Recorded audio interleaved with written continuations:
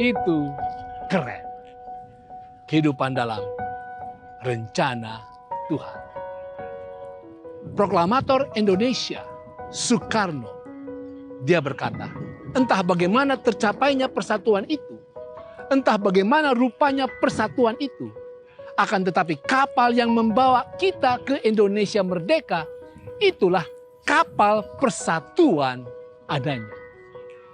Presiden pertama bangsa Indonesia ini mengajak semua rakyat untuk naik ke dalam kapal persatuan senantiasa. Saudara, tentu saja persatuan adalah kunci untuk kebahagiaan bangsa Indonesia. Dilaporkan bahwa sedikitnya ada 1239 budaya yang ada di negeri tercinta ini. Tanpa persatuan, pasti akan terjadi kekacauan. Pertanyaan, apakah kontribusi umat Kristen untuk persatuan Indonesia? Ini sangat penting. Kitab Efesus adalah kitab yang memiliki tema persatuan yang sangat kuat. Firman Tuhan dalam Efesus pasal 4 ayat 17 sampai 18. Di sana dikatakan, sebab itu kukatakan dan kutegaskan ini kepadamu di dalam Tuhan. Jangan hidup lagi sama seperti orang-orang yang tidak mengenal Allah dengan pikirannya yang sia-sia. Kemudian ayat ke-18.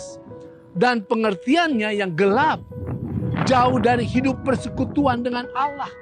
Karena kebodohannya yang ada di dalam mereka dan karena kedegilan hati mereka. Saudara, ajakan ini sungguhlah penting. Kita dinasihatkan bahwa untuk mewujudkan persatuan, maka tingkah laku kita sangatlah menentukan. Kata-kata indah, semboyan, slogan, dan tekad yang sangat besar tidak akan berarti kalau tingkah laku masing-masing kita adalah tingkah laku orang yang tidak beriman. Tingkah laku kita janganlah seperti orang-orang yang tidak mengenal Allah, yang tidak mempedulikan moral, tidak mempedulikan sesama, tidak mempedulikan kemajuan bangsa. Dan saudara, apakah bahaya dari mereka yang hidupnya seperti orang yang tidak beriman? Ayat 19 katakan, perasaan mereka telah tumpul sehingga mereka menyerahkan diri kepada hawa nafsu dan mengerjakan dengan serakah segala macam kecemaran. Ngeri saudara, sangat ngeri. Kalau kita mengaku berketuhanan yang Maha Esa, tetapi bertingkah laku tidak takut akan Tuhan. Hidup dikuasai oleh hawa nafsu, kepentingan diri, serakah, menyukai kecemaran. Dampaknya adalah kita akan menghancurkan gereja, menghancurkan keluarga, dan juga menghancurkan bangsa yang besar ini.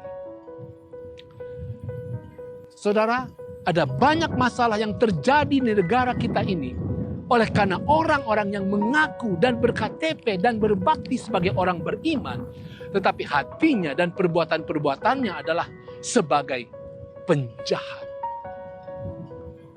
Proklamator Indonesia lainnya, Muhammad Hatta, juga berkata, jatuh bangunnya negara ini sangat tergantung dari bangsa ini sendiri.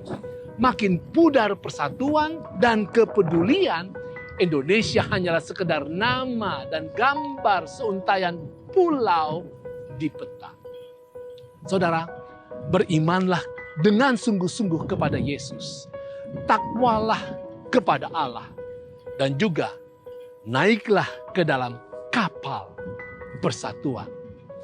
Dengan roh takut akan Tuhan, wujudkanlah tingkah laku yang benar, adil, suci, penuh kasih, suka mengampuni, dan hidup mulia di kapal persatuan.